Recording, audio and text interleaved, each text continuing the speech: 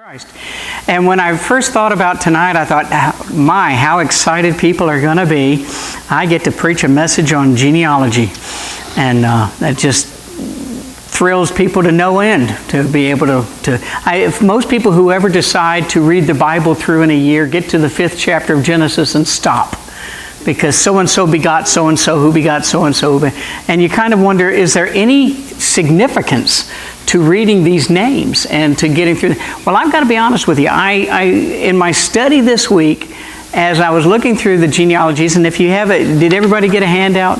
I didn't do for you what I did for me. I did the legwork this time to compare Matthew and Luke's, and what I discovered is that Luke's is a lot longer than Matthew's, and I had to actually reverse the order of Luke's genealogy. Matthew starts at Abraham and goes to Jesus.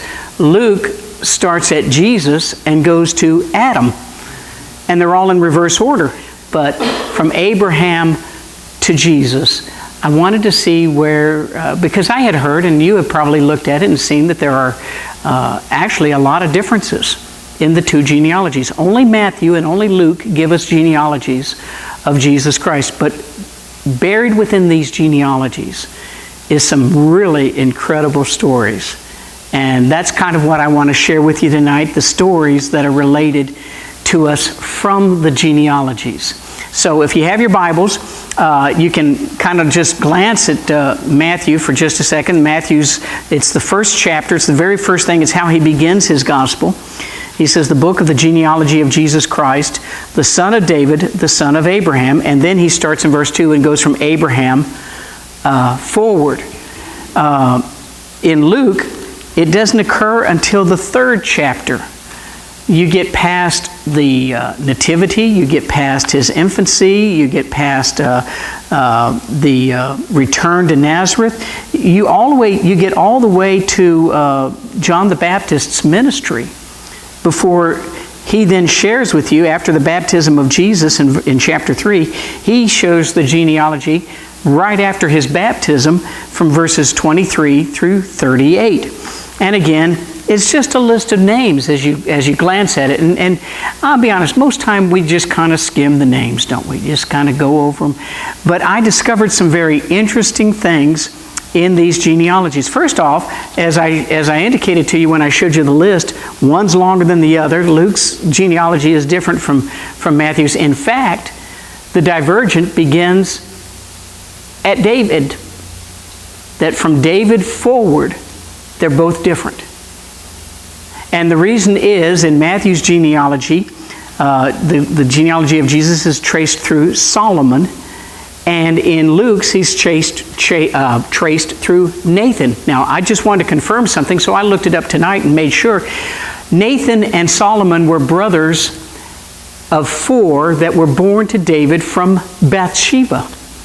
So both Solomon and Nathan were sons of David through Bathsheba. There were 2 other brothers. I can't remember exactly their names. I know they both start with S-H, but that was about as far as I got on that. But from David forward, the genealogies are completely different. And there's a reason for that. And the reason, I tried to indicate this to you in your notes. In Matthew, the lineage is actually the lineage of Joseph, where it says Joseph, the husband of Mary, and it gives his genealogy. It gives the genealogy of Joseph, even though he was not the father of Jesus. It gives his genealogy and traces it all the way back through David, all the way to Abraham. When you get to Luke, you read this passage, Jesus, he was the son, so it was thought, of Joseph. And what really takes place from that point on is Mary. And the Gospel of Luke is the genealogy of Mary. And that's why they're different, and that's why one's longer than the other, and that's why they converge at the point of King David. Because both Joseph's line went to King David, and Mary's line went to King David. And then from David to Abraham, they're identical. They're absolutely identical all the way from here to here. where this line goes across is where the names start to change. Among those that are listed, you'll find that in Matthew's, and by the way, as I've indicated before to you on Matthew, Matthew wants his gospel to be presented to the Jews to show that Jesus is the Messiah, that he has that royal, not just the royal lineage to David, but he has that covenant lineage to Abraham. He's the son of Abraham and the son of David. That's how he starts it out.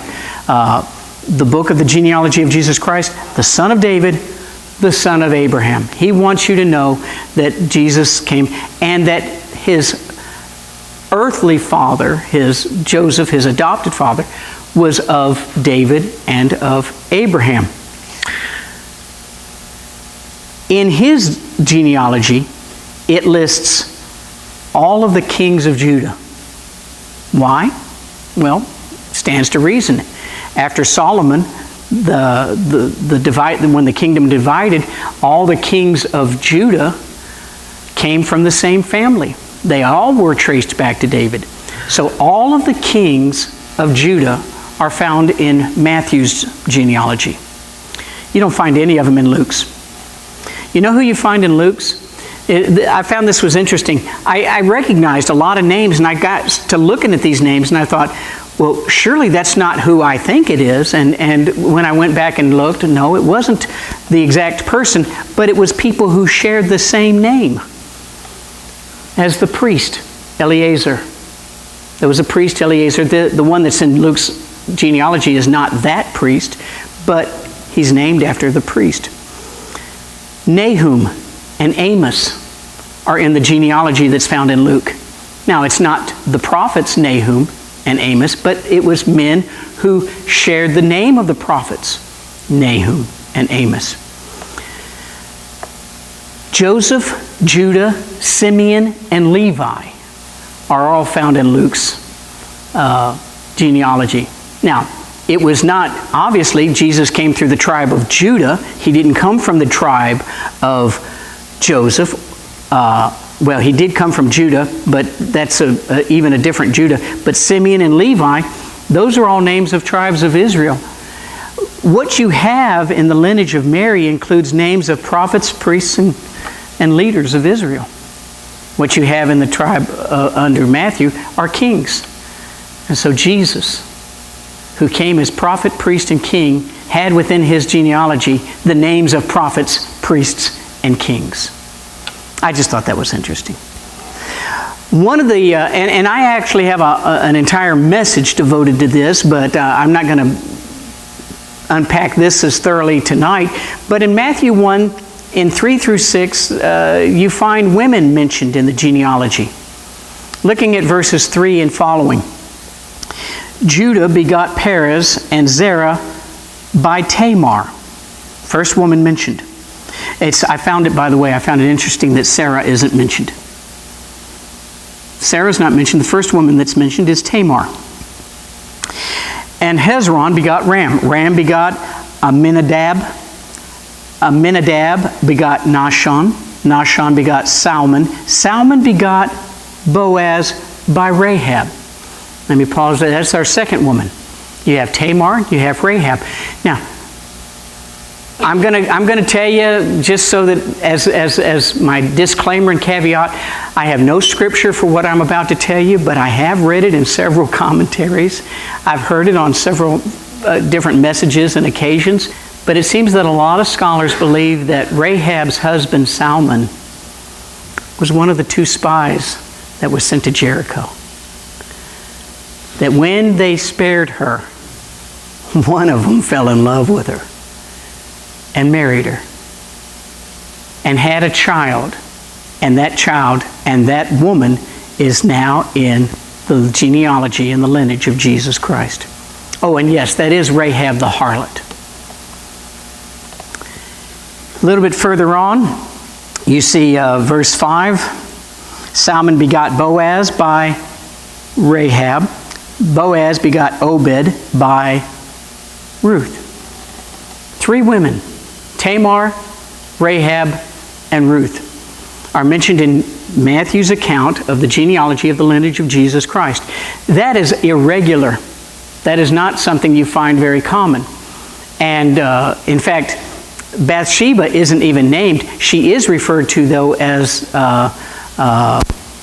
that Solomon was born. How did he phrase that? By the begot Solomon by her who had been the wife of Uriah. Doesn't call her by name, but Bathsheba is referred to as the wife of Uriah. David's infamy follows him even into the New Testament. So these three women, Tamar, Rahab, and Ruth, I don't know what you know all about them or not. I will tell you that the story of Tamar, and there were a couple of Tamars. This is the one who bore Perez from Judah.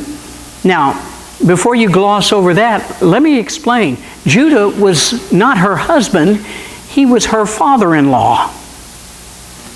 She had married one of his sons. He had died. He had given one of his other sons to her to raise up children in his name, and he wouldn't do it. And he gave another one, and finally he said to her, look, let me just have another boy, and you just hold on until he's old enough, and then you can marry him. Well, then the story says, and this is all found, by the way, in Genesis 38, that Judah goes to a foreign place, and Tamar disguises herself as a prostitute. And she lays with her father-in-law. And then she becomes pregnant. And then she has twins. And one of those twins is Perez, who is again in the lineage of Jesus. When you think in terms of Joshua chapter 2 and Rahab, the harlot, who was also a prostitute, and though she was a former prostitute and a Canaanite in Jericho, we find her in this list. And I'm reminded of what the fellow said one time: every sinner has a future. Every saint has a past. It all depends on what you do with God. God is in the redemption business of reclaiming, restoring, redeeming lives. Whether it's situations like Tamar and Judah, whether it's situations like Rahab. We look at the story of Ruth and we say, and by the way, this is found throughout the book of Ruth. Ruth was not a Jew. She was a Moabite. She was a descendant of, do you remember when Lot was delivered from Sodom and Gomorrah? And he found himself, his wife had turned back and she had turned into a pillar of salt, and he had 2 daughters. And then they got him drunk. One of them had a child by Lot, and his name was Moab. And the Moabites were of that lineage. Ruth was one of those descendants. All 3 of these women were not what people would say came from good stock. All of these women were found in scandal, but they found their way to God. And God found His way to use them. And they're included in this genealogy. Matthew wants you to know that there were sinners and Gentiles in Jesus' bloodline, just as there are sinners and Gentiles who will benefit from Jesus' bloodline. Every one of us has benefited from the bloodline of Jesus Christ. It's real easy to look down when we think we know people's pasts. Well, don't look too close at Jesus. His genealogy's got a past. But then so do you and I. I want to focus now on the story of Ruth. This is the 3rd woman that's mentioned. And the reason I like to hone in on Ruth is that the entire story of Ruth, it's an incredible story. In fact, I find it ironic that we get one of the greatest wedding vows from that, when she says to her, not her husband, but her mother-in-law, entreat me not to leave you. Where you go, I will go. Your God will be my God, and where you stay, I will stay. And that commitment of Ruth to Naomi was that kind of commitment that we hear many times rehearsed in wedding vows. This is a story of genuine love between a mother-in-law and a daughter-in-law, and then between a woman and a man. And the story of Ruth is important primarily because of who they were, not what they did. You read through the story of Ruth, it's not a very fascinating book in terms of activity and what is accomplished. It's not a book of accomplishment. No great Jewish feast came out of this. No great Jewish practice came out of the book of Ruth. The only thing that came out of the book of Ruth was Ruth and Boaz. But there was one other thing that I thought was important to this story, and this is what I want to share with you tonight. It's not what it was accomplished, it was who they were. You see, there's an aspect of the story that sometimes eludes us. Let me get you to look at something with me tonight. Turn back to the book of Deuteronomy. I want you to see something that when we talk about the promised land, we usually only think of two things. The land of Canaan is the land of blank and blank. What is that?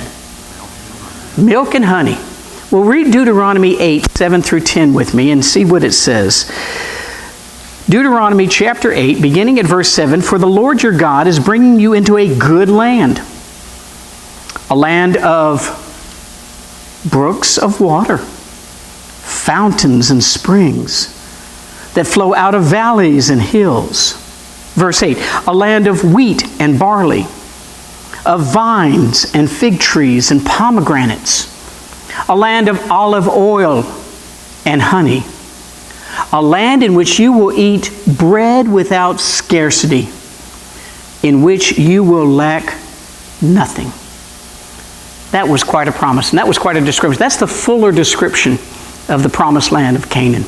We simply just say the land flowing with milk and honey. But did you notice the first thing that is said about this land is it's going to be a land full of water. And when they were going through the wilderness, that was one of their biggest complaints. We have no water. He says, no, I'm going to take you to a place where there's going to be plenty of water. There's going to be water, there's going to be streams, there's going to be fountains, there's going to be brooks. It's going to flow out of the valleys. But do you know what's second on his list after the water? Wheat and barley. Isn't that interesting? And then when he describes how plentiful the land is, he says there is no scarce where you will eat bread without scarcity. It's not just a land of milk and honey, it's the land of bread, of wheat, of barley. Well, what has that got to do with the book of Ruth? Well, in Ruth, wheat and barley are mentioned more than any other book of the Bible. Ruth is a story about wheat and barley. In fact, it starts out in Ruth 2:23. She stayed close by the young women of Boaz to glean until the end of the barley harvest and the wheat harvest. She dwelt with her mother-in-law. There was one occasion when Ruth was given barley by Boaz as a gift for her and Naomi. He says, bring your shawl. Spread it out. That's a good reason for women to wear shawls. So you'll always have something handy when somebody wants to give you a gift. But take your shawl, open it up, hold it. And when she held it, he measured 6 ephahs of barley, laid it on her. I like that. That's what the Bible says, laid it on her. And then she went into the city.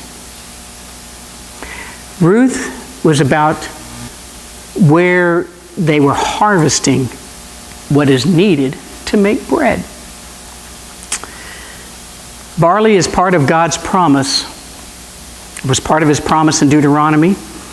And it goes on through other scriptures. In fact, just as kind of a side note, let me just throw this in for what it's worth. One of my favorite stories from 2 Samuel chapter 7 is the story of the siege of Samaria, where Elisha is the prophet, and the Assyrians have come and they have laid siege to the city, and they've caused a famine. And Elisha comes and he pronounces the blessing of God in his salvation. He says, this time tomorrow, A seah of fine flour will be sold for a shekel. 2 seahs of barley will be sold for a shekel, right here at the gate of Samaria. It's a great story of God's salvation. And if you've heard me share this before, which I'm sure I probably have since I've been here, 4 lepers went out to the Assyrian camp, found out that it was already deserted, that God had caused them to flee, and they left everything intact so that the city didn't have to starve. All they had to do was come out of Samaria and go into the Assyrian camp and plunder them. A seah of fine flour sold for a shekel. 2 seahs of barley. Why? Because bread is one of God's blessings and one of His indications of how He provides and salvation. Take you to another story. You remember in the Gospel of John, John's account of the story that's found in all 4 Gospels, 6th chapter, talks about a time when the people were all gathered there listening to Jesus, and disciples were ready to send them away, and He said, no, you give them something to eat. And they said, well, we don't have anything to give them to eat. And then Andrew brought a little boy to Jesus, and he had 5 loaves of barley. 5 loaves of barley, 2 little fishes. He fed a multitude of 5,000 men plus women and children. You see, wheat and barley have always been used to indicate God's provision and blessing and salvation. Wheat and barley are used to make bread. Maybe, just maybe, that is why the city that Ruth and Boaz met and married in, the city that they then made their home and their children's home and their grandchildren's home, so that they could become the great-grandparents of the son of Jesse, King David. That David would be born in the same city that his great-grandparents had raised their families in. You know what that city was, don't you? Bethlehem. And do you know what Bethlehem means in Hebrew? House of bread. You say, why would you use the genealogies of Jesus to preach us a Christmas message? Because it's in the genealogies that we find not just who gave birth, but where He was going to be born. In the city of David. In fact, that's what was told when wise men came, and they came to Herod, and they were looking, and Herod said, I don't know where he's supposed to be born. Called in his wise men, and he asked them, and they said to him, in Bethlehem of Judea, for thus it is written by the prophet. That's the prophet Micah.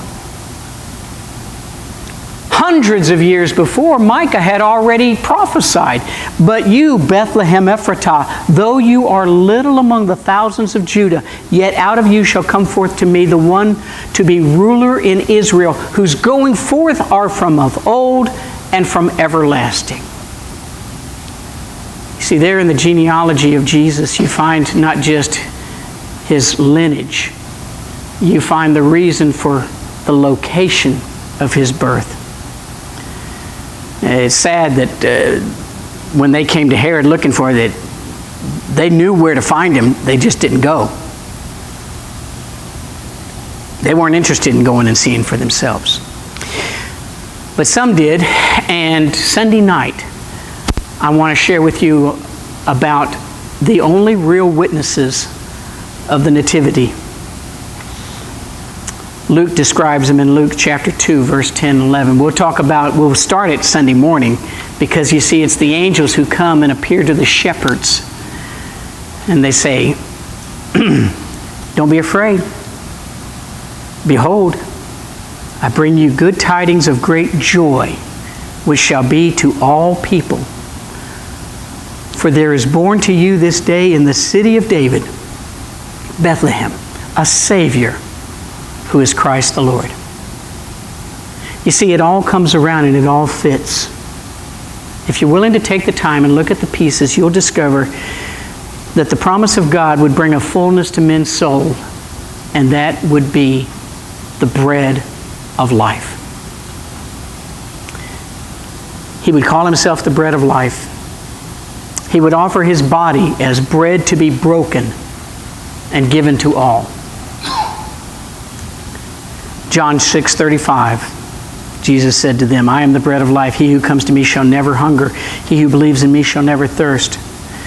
I want to close with another part of study that actually I did years ago, and I think if I remember correctly, I think I did it on a whiteboard for you one night. Showed it to you. And so it's worth repeating. In the Oxford Annotated Dictionary, if you've ever been into a big library that's got one, or if you've ever seen one, it's this thick. It's heavy. You don't want to be hit with the Oxford Annotated Dictionary. And if you look this word up in that dictionary, it will have for you an etymology. That's the study of the background of words. Now, this word began in Old English, spelled HLAF-WEARD. Hlafwyd. I have no idea what you're talking about, preacher. No, not with Old English. But later the word was contracted a little and made it something that we would recognize. Hlaf was actually the word loaf, L-O-A-F, loaf. And weird was actually, the E was taken out and it was made ward. And so the expression was loaf, ward. And as loaf ward, what it referred to was the one who was in charge of taking care of the servants and the people of the house. He was the keeper of the bread. He was the loaf ward. Well, eventually, in the English language, those two words got contracted into one word. They took the L-O from loaf and the R-D from ward, and they made the word Lord. He is Lord,